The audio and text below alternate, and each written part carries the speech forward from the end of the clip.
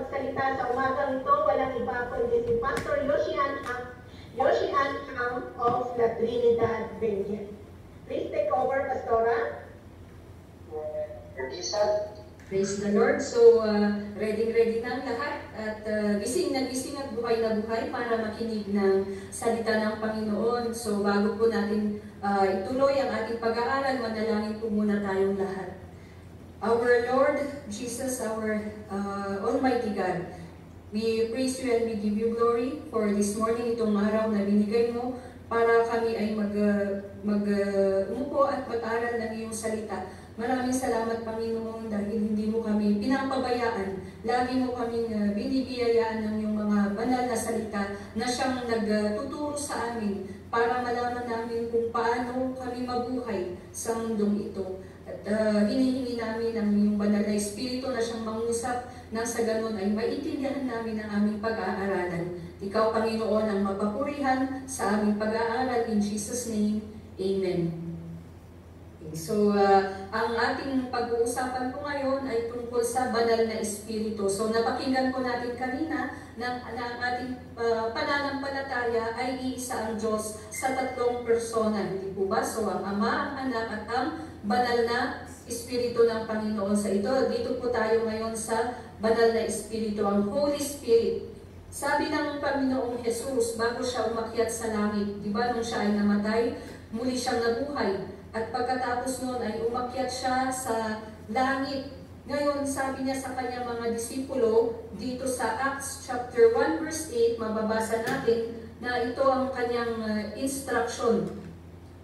But you will receive power when the Holy Spirit comes on you, and you will be my witnesses in Jerusalem and in all Judea and Samaria, and to the ends of the earth. So dito, sabi ng Panginoong Jesus sa kanyang mga disipulo na matatanggap power kung ang Holy Spirit, ang banal na Espiritu ng Diyos ay bababa sa kanila. And pag natanggap na ang banal na Espiritu ng Panginoon, ang susunod niyan ay makakapag-witness o makakapagsaksi ang mga disipulo or makakapagbahagi na sila ng salita ng Panginoon at kung ano pa yung mga nagawa ng Panginoong Jesus sa lahat ng lugar, sa Jerusalem, sa Judea, sa Samaria, at sa lahat ng lugar ng mundo, sabi ng Panginoong Jesus. Dito natin makikita na ang power, ang kapangyarihan, ang abilidad na gawin ang utos ng Panginoon ay nanggagaling sa Panginoon din.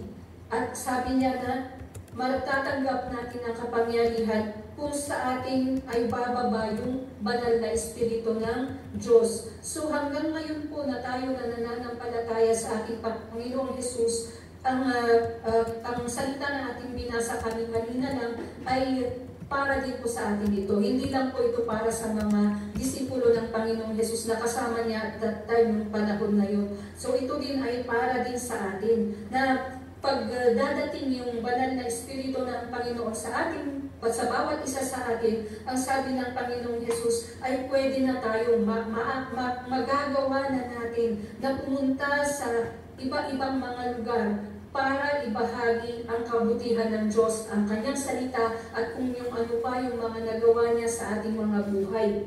So dito makikita natin na mga lugar na binanggit ng Panginoong Jesus, Jerusalem, Judea, Samaria, at sa buong mundo, sabi niya. So sa atin, wala naman po tayo sa Jerusalem, hindi natin pa alam kung saan ba yung Judea o yung Samaria. Pero dito, kasi nung time na ito, Jerusalem yung lugar kung saan naroroon ang Panginoong Jesus, at yung karatig lugar po nila yung Judea. And then yung mas malayo pa na lugar sa kanila, ito yung Samaria. At sabi niya sa buong mundo. Na yun po yung nangyari, yun po yung ginawa ng mga disciples ng Panginoong Jesus. Kaya hanggang dito po sa Pilipinas, mga kapatid, ay nakarating ang salita ng Panginoon. Diba? So, yan ang kanilang mga ginawa. Pero hindi nila yan ginawa sa kanilang sariling kapangyarihan lamang o sa kanilang sariling abilidad lamang. Bumaba ang banal na Espiritu ng Panginoon at siya ang gumawa ng trabaho. Kaya dumating sa atin yung salita ng Diyos hanggang dito. So part po tayo dito sa to the ends of the earth na sabi ng pinasa natin dito sa Pilipinas. So ngayon, kung paliliitin po natin yung sakop nitong sabi ng Panginoong Jesus na ito, na yung Jerusalem, gawin natin na ito yung pamilya natin. Yung kung saan tayo lumaki, yung kasama natin mula nung mga bata pa tayo. So, kilala natin sila. Alam na alam natin yung mga ugali nila. So, sabi niya, Jerusalem, na ibahagi natin yung salita ng Panginoon sa kanila. So, maging sa ating buhay, meron po tayong sariling mga pamilya, ibahagi din natin yung salita ng Panginoon sa ating pamilya. Ano naman po yung Judea? Ito naman po yung ating mga kaibigan, yung mga kilala din natin. Alam din natin kung ano yung mga katangian nila, yung mga ugali nila. So, pati sa kanila, sabihin natin yung salita ng Panginoon, kabutihan ng Panginoon.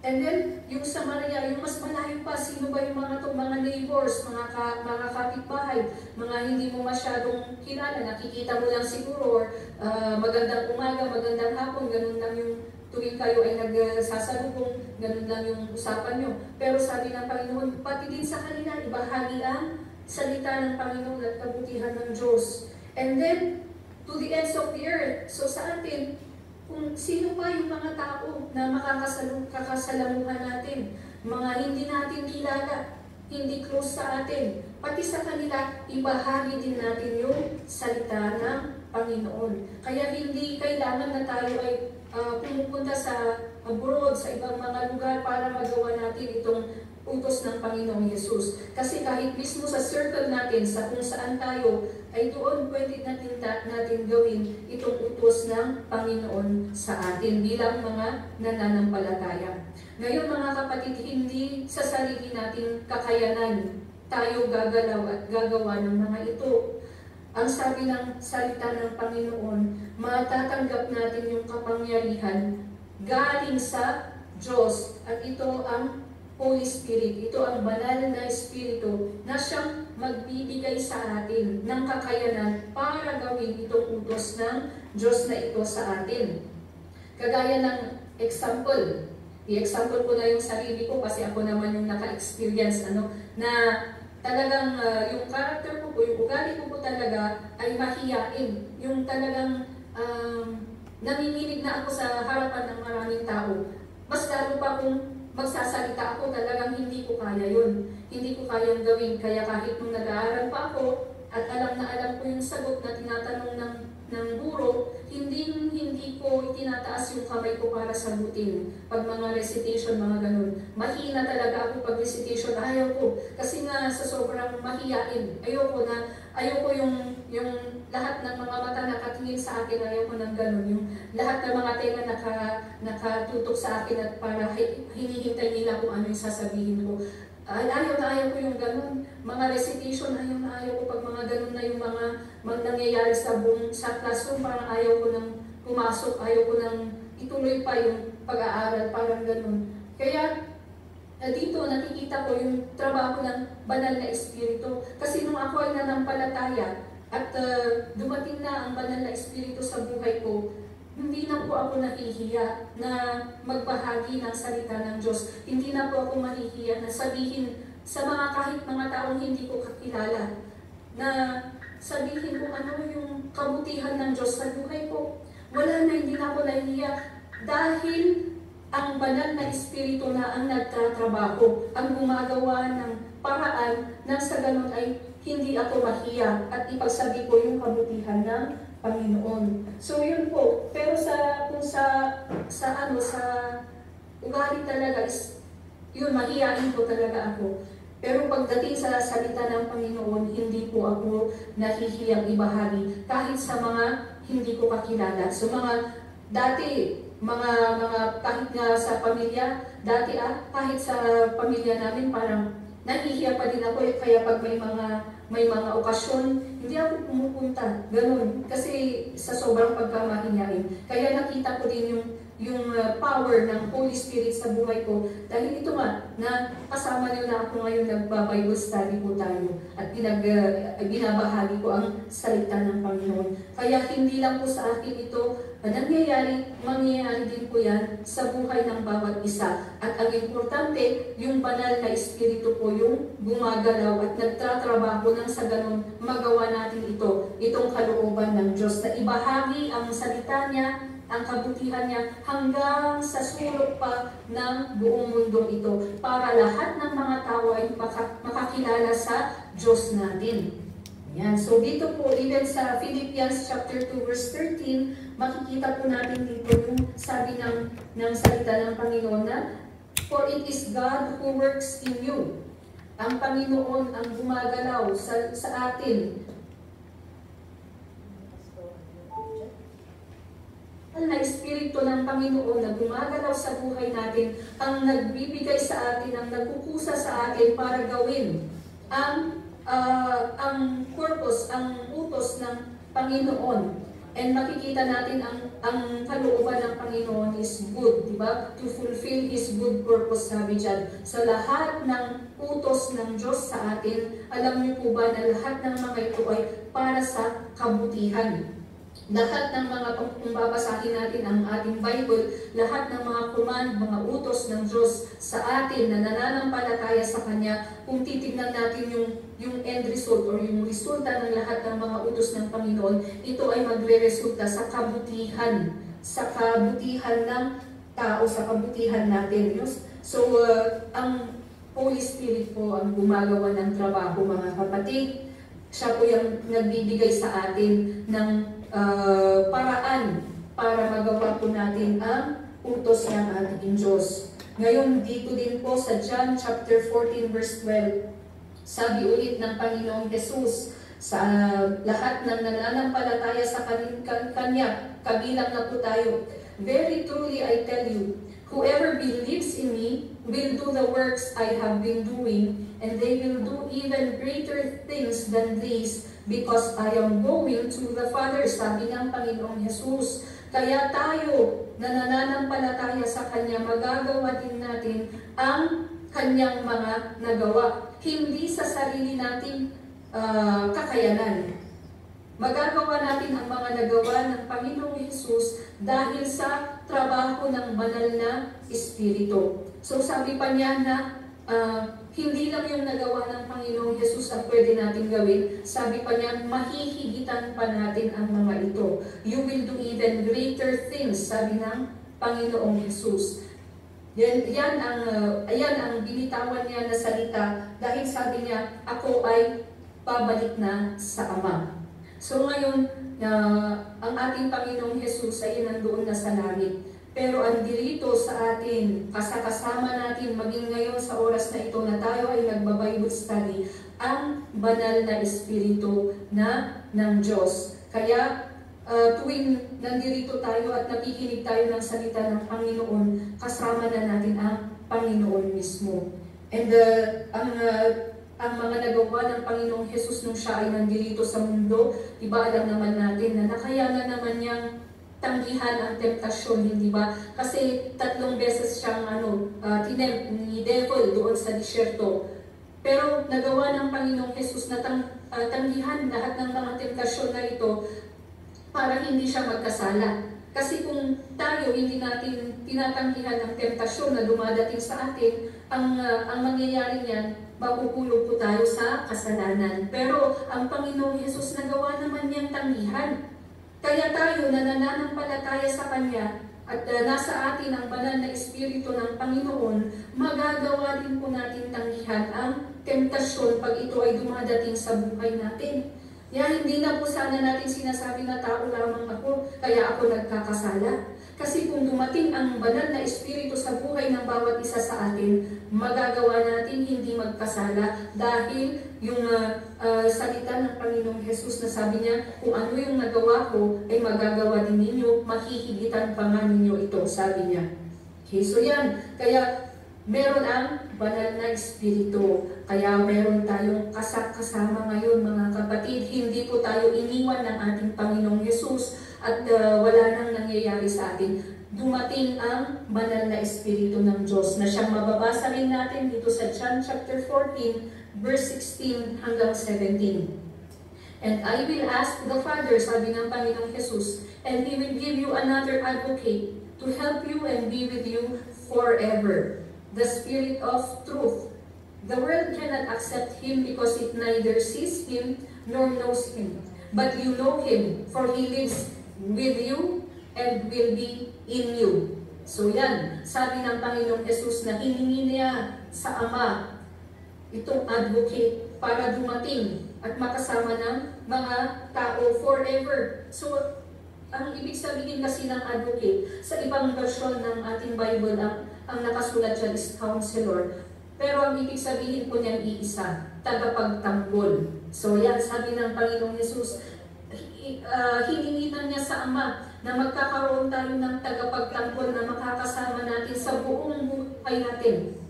Ito yung the Spirit is the Spirit of truth, or it is the Holy Spirit.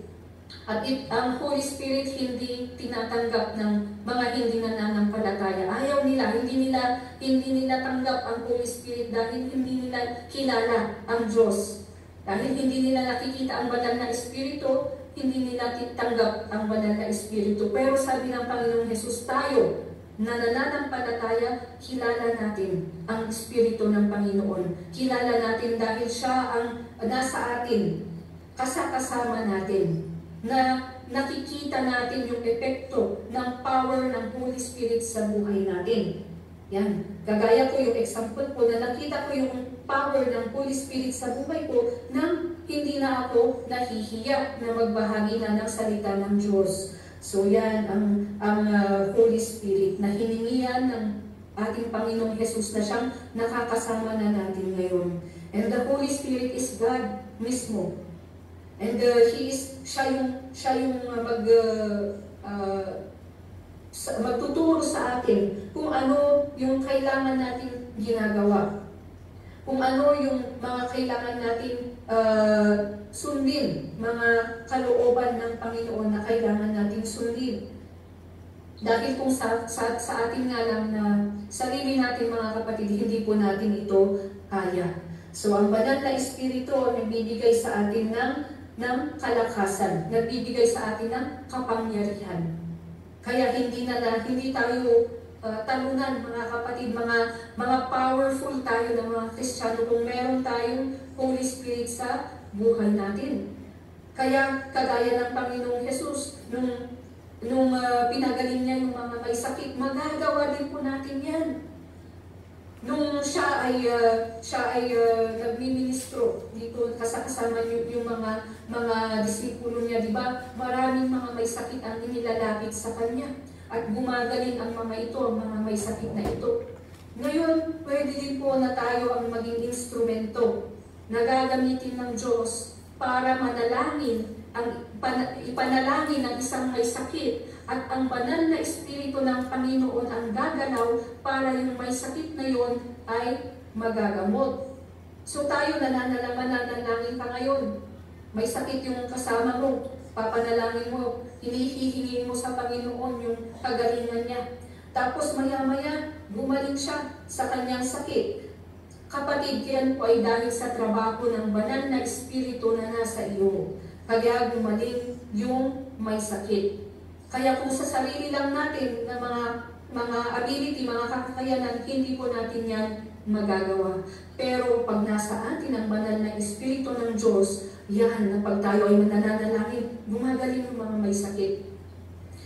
Marami pa ang mga ginawa ang Panginoong Jesus nung siya ay nandito sa mundo. Kaya magpatuloy tayo mga kapatid na makipag-join ng Bible studies, magbasa ng ating mga Bibles, para malaman natin kung ano yung mga ginawa ng Panginoong Jesus nung siya ay nabubuhay dito sa mundo at malalaman natin na pwede din natin gawin ang mga iyon as long as nasa sa atin ang banal na Espiritu ng Diyos. Ngayon, sabi din dito na ng John chapter 14 verse 26.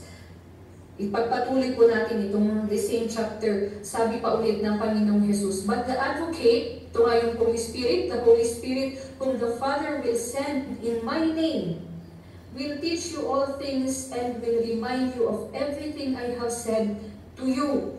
So ito ang sabi ng Panginoong Yesus na ang banal na Espiritu na ipinadalaan ng Ama sa pangalan ni Jesus ang magtuturo po sa atin ng lahat ng bagay at magpapaalala sa atin ng lahat ng ating napakinggan. So ngayon nag-aaral tayo ng salita ng Panginoon. Ang nagtuturo po sa atin kung bakit natin naiintindihan ang salita ng Diyos ay ang banal na Espiritu ng Diyos. Hindi po ako, mga kapatid, ginagamit ako ng Panginoon para maibahagi ang salita niya.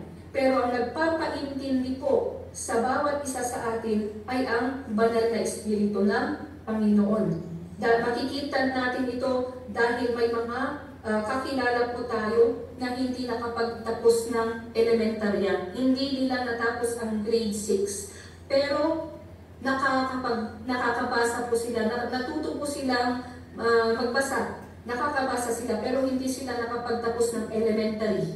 Pero pag tuwing binabasa po nila yung Bible, naiintindihan po nila kung ano po yung salita ng Panginoon na kanilang binabasa kahit na hindi man lang nila natapos ang elementarya. Bakit? Ang nagtuturo sa kanila ay yung banal na Espiritu ng Panginoon. Meron din naman po mga nakapagtapos ng elementarya, high school, ipinagpatuloy ang kolehiyo. Pagkatapos ng kolehiyo, kumuha pa ng master's degree, kumuha pa ng doctorate degree. Pero pag babasahin po nila yung Bible, wala po silang naiintindihan. Ang taas-taas ng kanilang pinag-aralan. Pero bakit pagbasahin nila yung Bible, wala silang naiintindihan? Dahil wala po yung Holy Spirit na nagtuturo sa kanila. Ganun po. Kaya hindi po natin pwedeng sabihin, mga kapatid, na wala tayong pinag-aralan. Grade 3 lang ang natapos ko. Basta marunong pang basahin mo yung Bible at makikita mo yung power ng Holy Spirit na naiintindihan mo yung nakasulat sa Bible. Dahil yung Holy Spirit ng Panginoon ang nagtuturo sa iyo. Ganun po. Hindi po natin basehan ang katayuan natin sa buhay o yung natapos natin sa ating pag-aaral para makabasa at makapakinig sa salita ng Panginoon.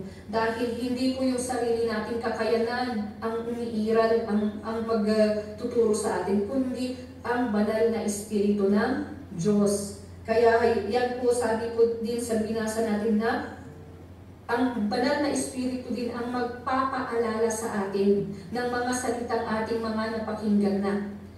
Kaya pag dumadating sa buhay natin yung mga time na hirap tayo sa ating sitwasyon, hirap tayo sa ating mga problema, bigat na bigat tayo sa ating mga problema, ngayon maaalala natin na nung nag-Bible study kami ng mga nakaraan, na pakinggan ko yung salita ng Panginoon na sabi niya na siya ang aking kasakasama, siya ang aking tagapagtanggol. Na ngayon pinag-aaralan natin na dito ang banal na Espiritu sa akin at hindi na ako matatakot dahil meron pala akong tagapagtanggol.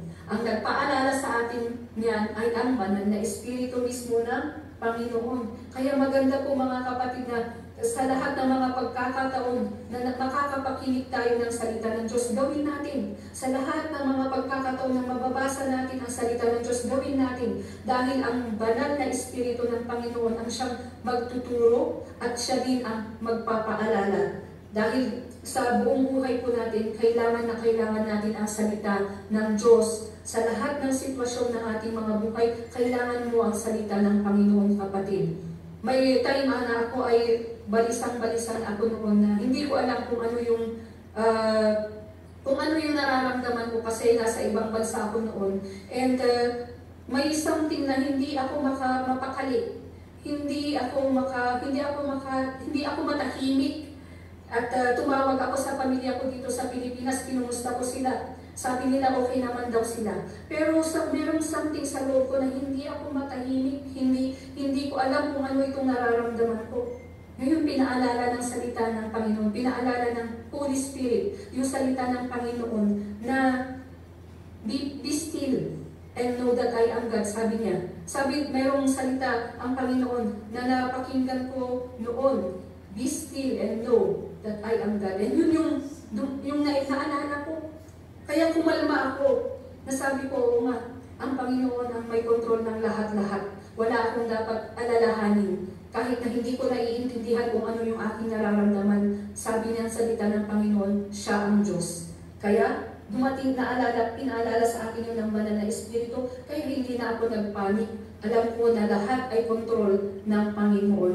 So ganun, kaya kailangan natin na malaman yung mga salita ng Panginoon dahil dumadating po tayo sa punto ng buhay na kakailanganin natin yung salita ng Diyos, ipapaalala po yan sa atin ng banal na Espiritu. Kaya yan po ang ginagawa, isa sa mga trabaho ng banal na Espiritu sa buhay ng isang tao na tunay na nananampalataya sa Diyos. Kaya pag tayo na ngayon nakikinig tayo sa salita ng Panginoon, manampalataya tayo ng buong puso. Hindi sana yung pilit lang, yung pinipilit tayo dahil schedule ng Bible study, kaya tayo nandito. Talagang yung naisin talaga natin na yung ang Diyos ay makilala natin, naisin talaga natin na ang banal na Espiritu ng Panginoon ay mananahan sa ating puso. Dahil siya ang ating tagapagtanggol. Kaya pag yan ang ating ninanais sa ating buhay, magagawa na natin lahat ng utos ng Panginoon dahil ang banal na Espiritu na nasa iyo, yan yung magpapaalala sa iyo. Oops, ito ang gawin mo. Ay, ito ang utos ng Diyos. Ganyan. So, yan ang ang banal na Espiritu sa buhay ng bawat nananampalataya. At kung hindi, yung mga tao na hindi pa nakakakilala sa Diyos, hindi pa nila alam ano ba yung banal na Espiritu na yan na kapatid yung trabaho natin. Nasabi ng Panginoon sa atin na dadating yung kapangyarihan, magkakaroon tayo ng kapangyarihan galing sa Diyos mismo para ibahagi yung salita ng Panginoon sa mga taong hindi nakakakilala sa Kanya. Ibahagi yung mga ginawa ng Diyos na pagbabago sa buhay mo doon sa mga taong nangangailangan ng Diyos sa kanilang mga buhay. Na yan ay magagawa lamang natin sa pamamagitan ng trabaho ng banal na Espiritu sa buhay ng bawat isa. Kaya tayo, hindi dapat tayo na kontento na lang na, ay, alam ko na, kilala ko na ang Diyos, praise the Lord. Ako ay nananampalataya sa Diyos. Hindi hanggang doon lang po mga kapatid. Meron din pong utos sa atin na ibahagi mo sa kapwa mo kung bakit ka nananampalataya sa Diyos. Ibahagi mo sa kapwa mo kung ano yung mga pagbabagong ginawa niya sa buhay mo at ibahagi din sa kapwa mo yung mga salita na natanggap mo na, naintindihan mo na at pinapamuhay mo na. Ibahagi din natin ito sa kapwa natin. Nang sa ganun, sila din ay maranasan nila yung ating nararanasan, kapiling ang Diyos sa buhay din nila. So yan po ang utos sa atin ng ating Panginoon na hindi po tayo ngayon natatakot, hindi huwag tayong mag-alala, kasama po natin ang banal na Espiritu at siya ang gagawa ng lahat ng yung paraan para lahat ng mga utos ng Panginoon ay maisakatuparan sa buhay natin. Yung kalooban ng Diyos ay maisakatuparan po sa buhay natin. Kaya ganyan po ang isang nananampalataya, kailangan laging puspos tayo ng banal na Espiritu. Huwag po natin hahayaan na mawala ang banal na Espiritu ng Diyos sa buhay natin. Dahil kung mawawala ang banal na Espiritu sa buhay natin, wala na din po yung kakayanan para gawin yung kalooban ng Diyos. Kaya magpatuloy po tayo mga kapatid. Huwag po tayo mag-absent sa ating mga Bible study. At kung meron po kayong mga Bibles, basahin po natin yung mga Bible po natin. At huwag tayong mag-alala, ipapaintindihan ng banal na Espiritu sa atin para hindi tayo maligaw, para magawa din natin ang kalooban ng Diyos sa ating mga buhay. So praise the Lord, maraming salamat sa Diyos dahil meron ulit tayong napakinggan na mga salita niya at meron ulit tayo, may nagbigay ulit siya sa atin ng encouragement. Na kahit anuman pa yung sitwasyon natin, ay we are encouraged na magpatuloy, na hanapin ang Diyos sa ating mga buhay. Kaya manalangin po tayo. Aming Panginoon, maraming salamat sa mga salita na ibinahagi mo sa amin. Maraming salamat o Diyos dahil hindi mo kami pinapabayaan.